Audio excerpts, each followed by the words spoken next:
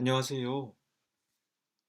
오늘부터는 이 수요 묵상 시간에 사사기를 함께 살펴보겠습니다. 이번부터는 한 장 전체를 다루기보다는 내용에 따라 또 주님께서 주시는 생각에 따라 단락을 좀 나누어서 좀 더 상세하게 말씀을 살펴보는 것이 좋겠다 싶습니다. 또 이 본문으로 금요일 저녁에는 함께 성경 공부 모임이 있기 때문에 좀 더 세밀하게 단락을 나눌 필요가 있기도 했었습니다. 오늘은 사사기 1장 1절부터 15절까지의 말씀을 살필 텐데 우선 본문을 제가 읽어보겠습니다. 여호수아가 죽은 후에 이스라엘 자손이 여호와께 여쭈어 이르되 우리 가운데 누가 먼저 올라가서 가나안 족속과 싸우리이까? 여호와께서 이르시되 유다가 올라가지니라. 보라, 내가 이 땅을 그의 손에 넘겨 주었노라 하시니라. 유다가 그의 형제 시므온에게 이르되 내가 제비 뽑아 얻은 땅에 나와 함께 올라가서 가나안 족속과 싸우자. 그리하면 나도 네가 제비 뽑아 얻은 땅에 함께 가리라 하니 이에 시므온이 그와 함께 가니라. 유다가 올라가매 여호와께서 가나안 족속과 브리스 족속을 그들의 손에 넘겨주시니 그들이 베색에서 10,000명을 죽이고 또 베색에서 아도니 베색을 만나 그와 싸워서 가나안 족속과 브리스 족속을 죽이니 아도니 베색이 도망하는지라. 그를 쫓아가서 잡아 그의 엄지손가락과 엄지발가락을 자르매 아도니 베색이 이르되 옛적에 70명의 왕들이 그들의 엄지손가락과 엄지발가락이 잘리고 내 상 아래에서 먹을 것을 줍더니 하나님이 내가 행한 대로 내게 갚으심이로다 하니라. 무리가 그를 끌고 예루살렘에 이르렀더니 그가 거기서 죽었더라. 유다 자손이 예루살렘을 쳐서 점령하여 칼날로 치고 그 성을 불살랐으며 그 후에 유다 자손이 내려가서 산지와 남방과 평지에 거주하는 가나안 족속과 싸웠고 유다가 또 가서 헤브론에 거주하는 가나안 족속을 쳐서 세세와 아이만과 달메를 죽였더라. 헤브론의 본 이름은 기럇 아르바였더라. 거기서 나아가서 드빌의 주민들을 쳤으니 드빌의 본 이름은 기럇 세벨이라. 갈렙이 말하기를 기럇 세벨을 쳐서 그것을 점령하는 자에게는 내 딸 악사를 아내로 주리라 하였더니 갈렙의 아들 그나스의 아들인 온니엘이 그것을 점령하였으므로 갈렙이 그의 딸 악사를 그에게 아내로 주었더라. 악사가 출가할 때에 그에게 청하여 자기 아버지에게 밭을 구하자 하고 나귀에서 내리매 갈렙이 묻되 네가 무엇을 원하느냐 하니 이르되 내게 복을 주소서. 아버지께서 나를 남방으로 보내시니 샘물도 내게 주소서 하매 갈렙이 윗물과 아랫물을 그에게 주었더라. 우리가 읽은 사사기 1장 1절부터 15절까지의 말씀은 요약해보면 이런 내용을 소개하고 있습니다. 여호수아가 죽었고 이제 모세와 여호수아만큼 걸출한 지도자가 보이지 않았습니다. 새로운 시대를 맞이하게 된 것입니다. 이스라엘 백성들은 하나님께 물었고 유다가 먼저 나가 싸우도록 하는 하나님의 말씀을 듣습니다. 유다는 시므온 족속과 함께 싸움에 나가도록 청해서 일종의 품앗이를 하게 되었습니다. 그들은 베색에서 승리를 거두었고 아도니 베셀은 자신이 여러 왕들에게 했던 그대로 수모를 당하고 죽게 되었습니다. 유다 족속은 헤브론에 거주하는 가나안 족속을 쳤습니다. 세세와 아이만과 달메를 죽였습니다. 그리고 유다는 드빌까지 쳐 부수게 됩니다. 유다 지파에 속한 갈렙은 기럇세벨, 그러니까 드빌을 쳐 점령하는 자에게 자신의 딸을 준다고 약속합니다. 갈렙의 아우 그나스의 아들인 온니엘이 기럇세벨을 점령함으로 딸 악사를 주었습니다. 갈렙은 모세의 약속에 따라 헤브론 땅을 얻게 됩니다. 이게 오늘 15절까지의 말씀의 요약인데요.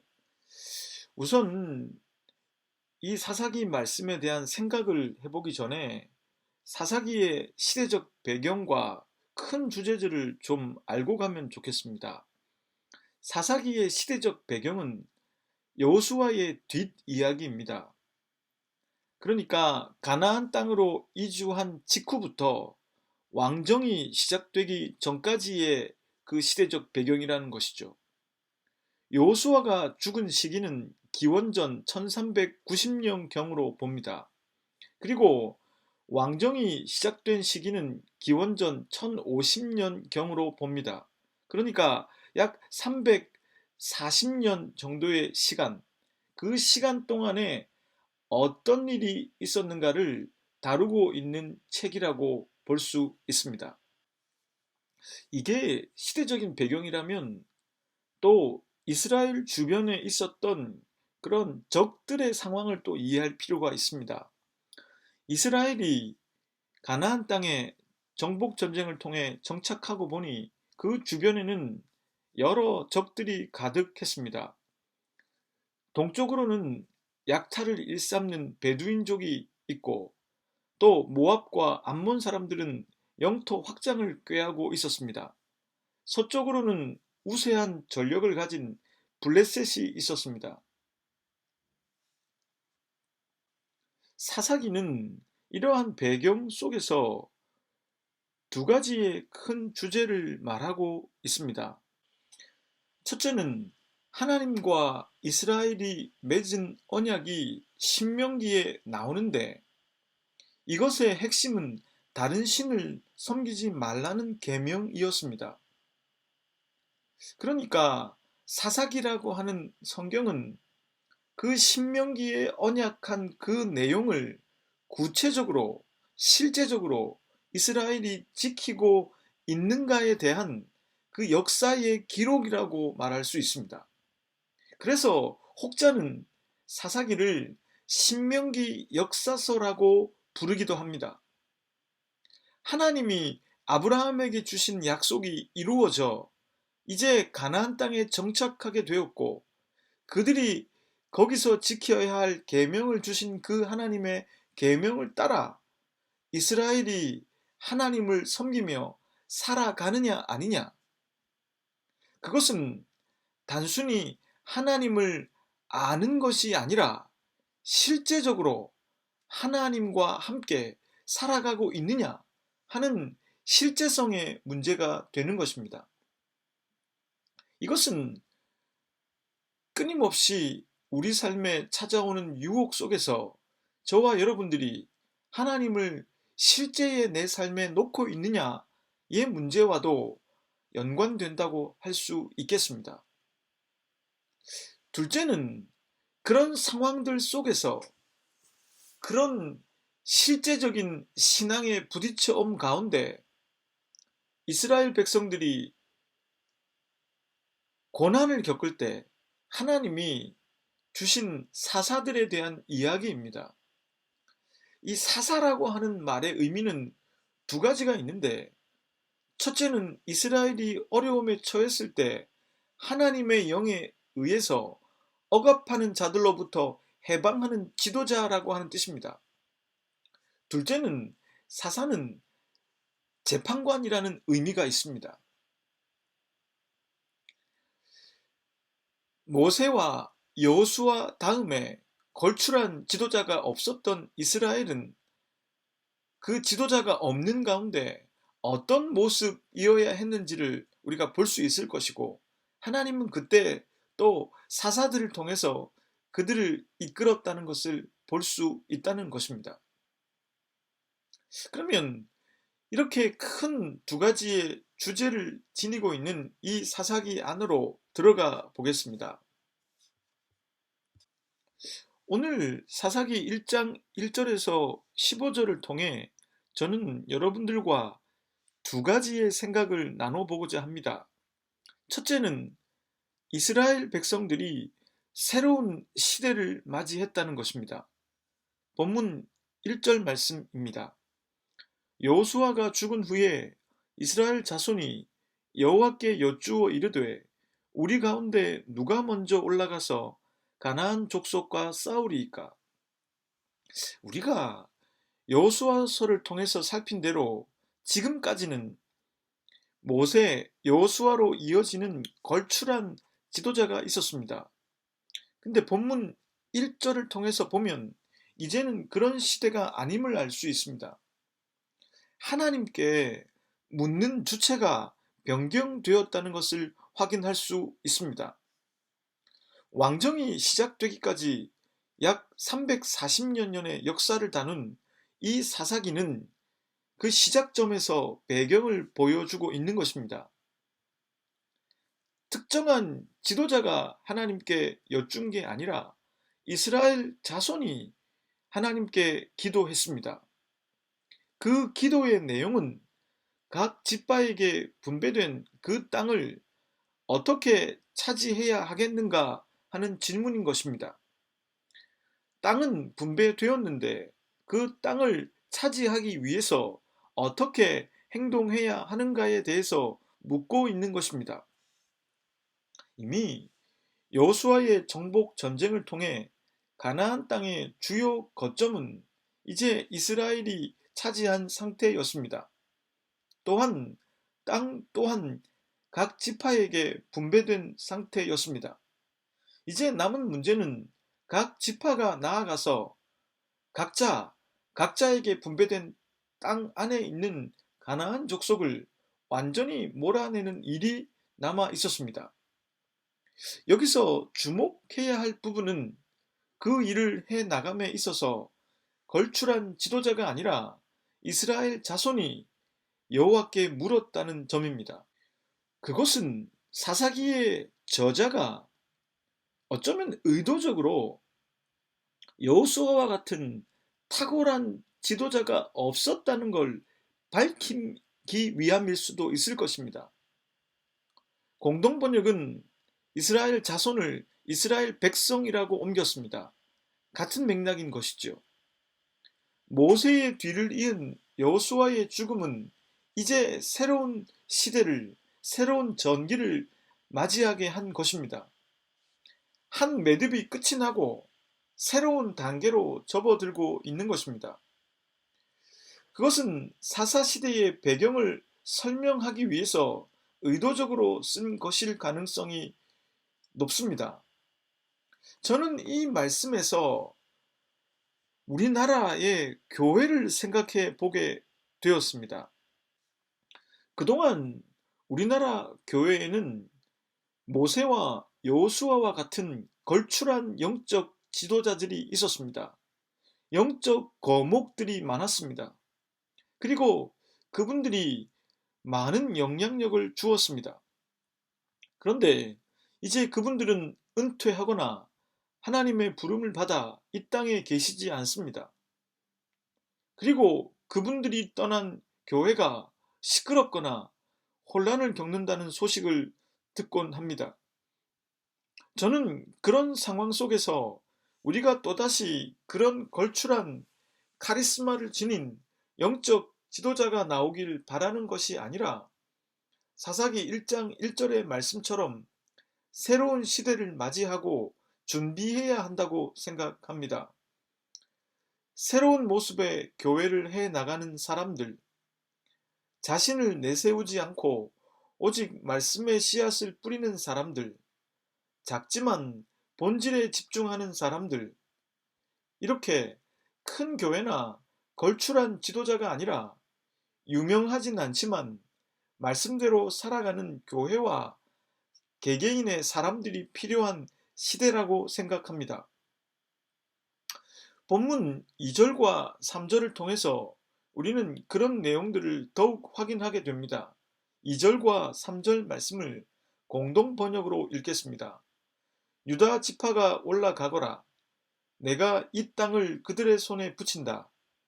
이러한 야훼의 분부를 받고 유다 지파는 동기인 시므온 지파에게 제안하였다. 우리에게 몫으로 돌아온 지방으로 너희도 함께 올라가 가나안 사람들을 치자. 그리하면 우리도 너희에게 몫으로 간 지방으로 함께 진군하여라 하리라. 이리하여 시므온 지파도 함께 진군하게 되었다. 유다 지파는 진격을 앞두고 시므온 지파에게 도움을 청했습니다. 그 조건은 다음에 시므온 지파가 전쟁을 할 때 유다 지파가 돕겠다고 했습니다. 우리식으로 표현하면 품앗이를 하자는 것입니다. 시므온 지파의 땅이 유다 지파의 기업 중에 있었기 때문에 다른 지파에게 도움을 청하는 것보다는 쉬웠을 것입니다. 새로운 시대는 영적 거목들이 아니라 한 사람 한 사람이 진지한 크리스천이 되어가야 합니다. 그 시대에는 교회와 교회들 간의 연대와 연합이 필요하다는 뜻으로 이 말씀을 받아들일 수도 있습니다. 뿐만 아니라 믿는 사람과 믿는 사람 간의 연대와 연합으로도 이 말씀을 이해할 수 있습니다. 이러한 연대와 연합이 있어야 믿음의 여정을 걸어갈 수 있다는 뜻으로 해석할 수도 있습니다. 저희 교회가 속한 서울 관악노예는 노예 사무실이 있는 건물에 공유교회를 만들었습니다. 그리고 매우 저렴한 대여료를 받고 주일 몇 교회가 시간대를 달리해서 예배를 드리고 있습니다. 저 역시도 저희 예배 주일 처소를 구하며 이렇게 공유교회를 할 교회가 있을까 생각해 보기도 했었습니다. 제가 아는 어느 목사님은 서울의 어느 교회가 주일 예배를 드린 후 그 장소에서 오후에 주일 예배를 드린다고 했습니다. 이 역시도 유다 지파와 시므온 지파가 연합해서 가나안 땅에 남은 족속과의 전쟁을 치르는 것과 같은 맥락이라고 볼 수 있겠습니다. 걸출한 영적 거목이 아니라 하나님을 정말로 믿는 한 사람 한 사람이 하나님께 구체적인 행동에 대해서 물으며 정도를 걸어갈 수 있었으면 좋겠습니다. 그리고 믿는 사람이 혼자서는 믿음을 지켜가기가 참 어려운 시대인데 진지하게 하나님을 믿는 사람들이 함께 연대하고 연합할 수 있으면 좋겠습니다. 그리고 교회와 교회가 한 목적을 갖고 나아가고 있는데 예수님 안에 있는 하나님 나라를 위해 함께 하면 좋겠습니다. 둘째 생각은 뿌린 대로 거둔다는 것입니다. 본문 4절의 말씀입니다. 유다가 올라가매 여호와께서 가나안 족속과 브리스 족속을 그들의 손에 넘겨주시니 그들이 베색에서 10,000명을 죽이고 유다 지파는 하나님의 허락에 따라서 베색이라는 곳에서 가나안 족속과 브리스 족속 10,000명을 죽였습니다. 베색이라고 하는 곳은 군대를 집합시키기에 좋은 평야지대였습니다. 그곳에서 시므온 지파와 연합한 유다 지파는 10,000명을 죽였습니다. 그리고 아도니 베색이라고 하는 왕을 만나게 되는데 그 내용은 본문 5절에서 7절까지 다음과 같이 기록해 주고 있습니다. 또 베색에서 아도니 베색을 만나 그와 싸워서 가나안 족속과 브리스 족속을 죽이니 아도니 벳색이 도망하는지라 그를 쫓아가서 잡아 그의 엄지손가락과 엄지발가락을 자르매 아도니 벳색이 이르되 옛적에 70명의 왕들이 그들의 엄지손가락과 엄지발가락이 잘리고 내 상 아래에서 먹을 것을 줍더니 하나님이 내가 행한 대로 내게 갚으심이로다 하니라. 무리가 그를 끌고 예루살렘에 이르렀더니 그가 거기서 죽었더라. 아도니 벳색을 만나게 됩니다. 이 아도니 벳색이라고 하는 말에서 아도니는 히브리어로 주를 뜻합니다. 그러니까 아도니 벳색이라고 하는 말은 벳색의 주, 그러니까 군주라는 뜻입니다. 유다 지파의 군대는 군주인 아도니 벳색을 추적했습니다. 그리고 그의 엄지발가락과 엄지손가락을 잘랐습니다.